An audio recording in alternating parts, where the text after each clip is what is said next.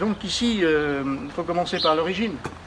Nous sommes dans un espace qui appartenait à la famille du docteur Michel, enfin le docteur Michel, qui était ancien conseiller municipal et chirurgien dentiste, et son épouse, était pharmacienne là, dans leur maison de famille qui donne rue Beaumanoir. Et donc c'était les jardins qui appartenaient donc à cette famille-là. Et il y a eu un accident fâcheux, c'est au début des années 2000, une partie de la muraille s'est effondrée, celle qui est là, derrière nous. La question de la remontée s'était posée. Or, ce sont des murailles qui ne sont pas des vraies murailles, ce sont des murs de ville. C'est-à-dire qu'il y a de la pierre de chaque côté, et on bourre avec de la ferraille, de la terre, ici c'est de l'argile, enfin peut-être pas, non c'est plutôt de la terre ici. Et donc, moi j'ai cherché effectivement à trouver des solutions, trouver de l'argent, mettre 400 à 600 000 francs à l'époque. 400 à 600 000 francs parce que personne n'était capable d'évaluer. C'était beaucoup et avec l'ABF on a convenu qu'on ne relèverait pas mais qu'on araserait et qu'on ferait un glacis d'argile. Alors naturellement c'était pas des plus esthétiques à l'époque et donc beaucoup de Jossinais s'interrogeaient sur le bien fondé de cette solution. Mais aujourd'hui on voit que la nature a repris ses droits, donc c'est plutôt réussi. Et donc lorsque le docteur Michel a quitté les lieux, ont vendu leur affaire. Il m'avait déjà dit à l'avance, écoute, on se connaît, je viendrai te voir en mairie, je te ferai une proposition, je ne vendrai pas avec les bâtiments le jardin. La commune en fera ce qu'elle veut. Et donc, un jour, ils sont venus tous les deux et ils m'ont fait une proposition assez intéressante. C'est un don, finalement, c'était un don. Et donc à partir de ce don, on s'est trouvé confronté rapidement avec le problème du CMB qui devait quitter le centre-ville pour aller s'installer à l'extérieur. Et donc, faute de trouver d'endroit autre, eh bien, on a vendu cette partie-là au propriétaire de la banque, c'est un organisme spécifique. Et on a négocié un plan d'aménagement, de construction de la nouvelle banque. Ça a été compliqué parce qu'il fallait trouver quelque chose de moderne qui s'agence avec l'aspect médiéval. Alors, après, les avis peuvent être partagés, et ça s'est passé comme ça. L'idée de faire un jardin médiéval avait déjà germé à l'époque dans le reste, mais toutes les conditions n'étaient pas réunies. La première condition, faire un jardin médiéval, c'était aussi trouver le moyen de le relier au centre. Il y avait bien une porte, mais la porte était murée, et elle débouchait dans une propriété privée.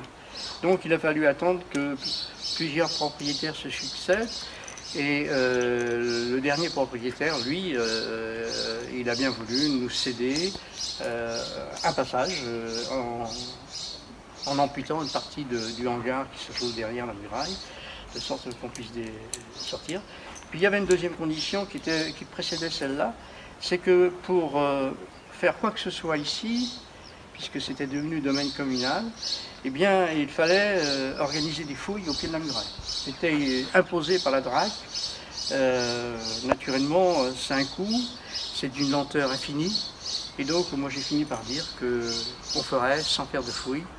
Et donc, j'ai demandé à mes collègues du conseil municipal et puis à l'AIVER de s'emparer de ce projet. Alors, ça a commencé, la réflexion a peut-être commencé à peu près une dizaine d'années, un peu moins. Tant que la porte. Mais tant que la porte, on ne pouvait rien faire. Et donc, naturellement, ce projet s'est inscrit dans l'attractivité du cœur de ville. Il est relié par tous les sorties, finalement, ou tous les entrées, c'est comme on veut. Mais en tout cas, ce qui me tient le plus à cœur, je pense aussi à mes collègues élus qui sont ici, Yves et puis Pierrick, c'est que c'est un trait d'union pour entrer dans le cœur de ville. Ça nous paraissait important, essentiel, et c'est ainsi que cela a été conçu. Alors ça a été fait en deux parties. La partie dite plutôt médiévale, pure, d'inspiration médiévale. Alors c'est l'inspiration médiévale, mais conception Alain Hiver et puis ses équipes des agents techniques. qui ont réalisé ça. L'esprit y est, les plantes respectent aussi les jardins médiévaux. Donc c'est une belle réussite. Ça a été souligné non seulement par les Josseliniens, mais aussi par un certain nombre de visiteurs.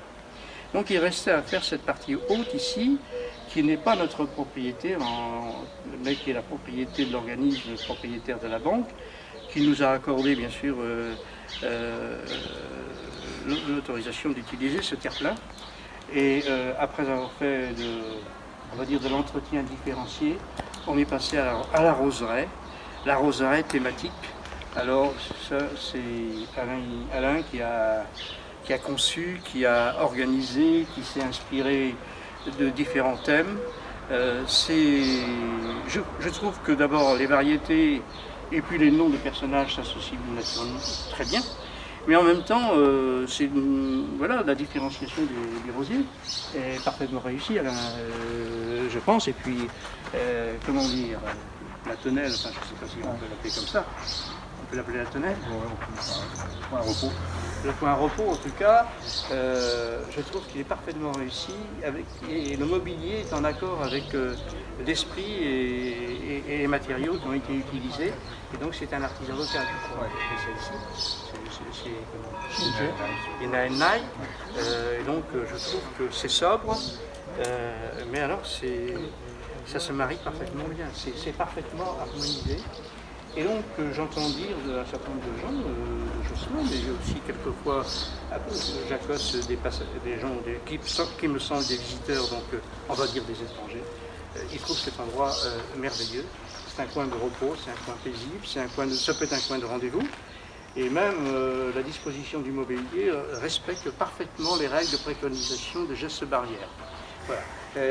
Voilà. Et puis en même temps, évidemment, c'est un coin naturel. Alors moi, je crois que l'esprit qui nous a guidés, non pas simplement pendant ce dernier mandat, mais depuis déjà probablement le mandat précédent, c'est cet réembellissement du cœur de Josselin, alors en utilisant des matériaux nobles, la pierre, le grès,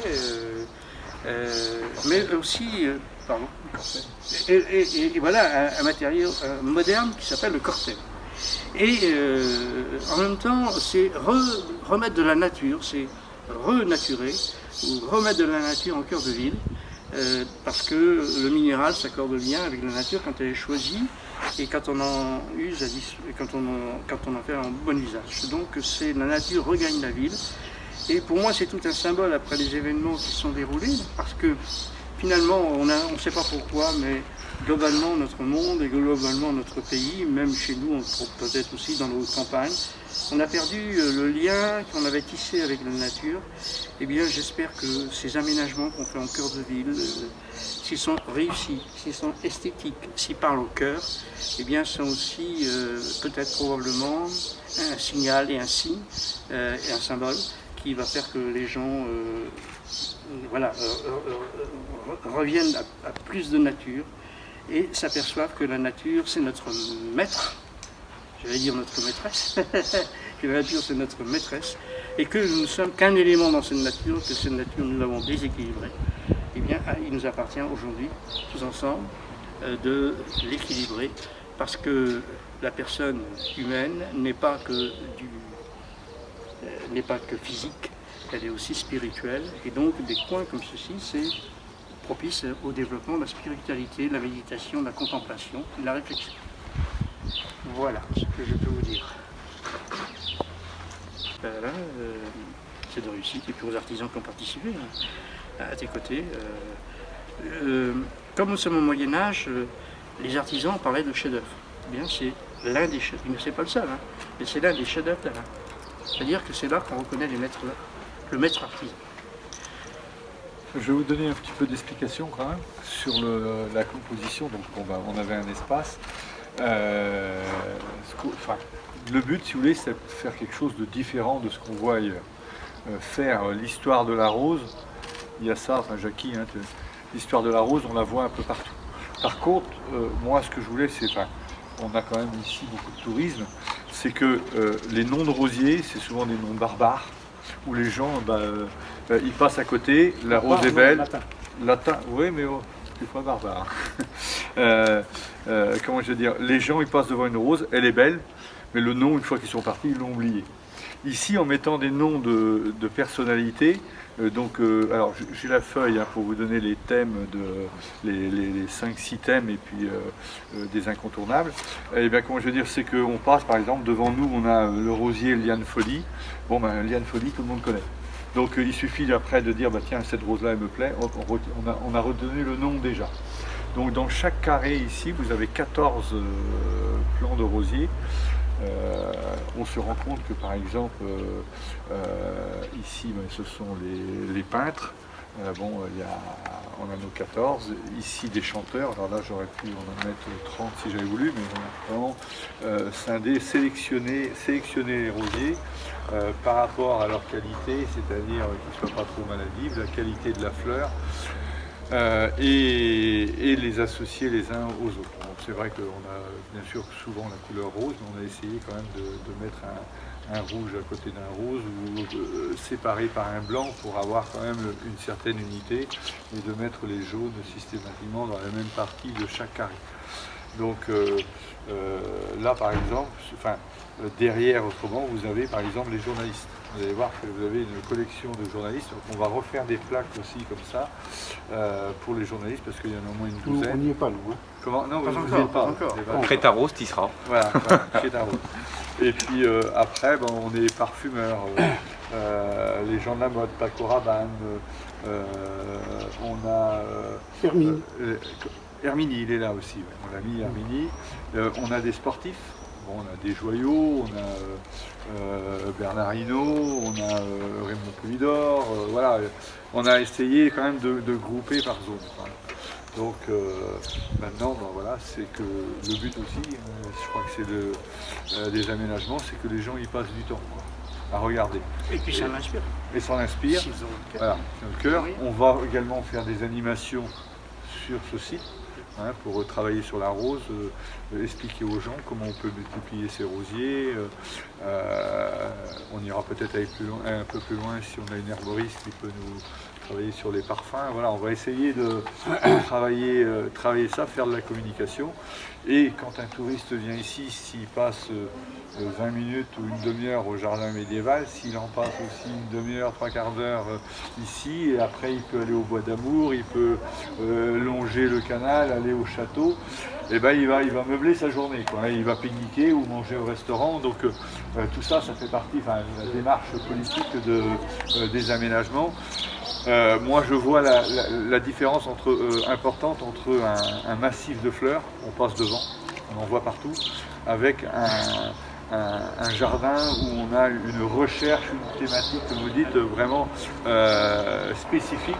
Je pense, si vous voulez, je pense pas qu'il y ait ce type de thématique ailleurs, au moins non plus. Donc voilà, le but c'est de l'intégrer, donc c'est pour ça que tous ces triages vont être habillés de rose, et quand on sera au jardin médiéval, le bâtiment il sera toujours pareil, mais il sera un peu intégré, donc on ne le verra pas dans toute sa surface. Donc voilà un petit peu les recherches, tout en faisant quelque chose quand même de sobre et de léger, quoi. C'est simplement du fer à béton, c'est pas... Non, Voilà, c'est net. Élément de base. Voilà.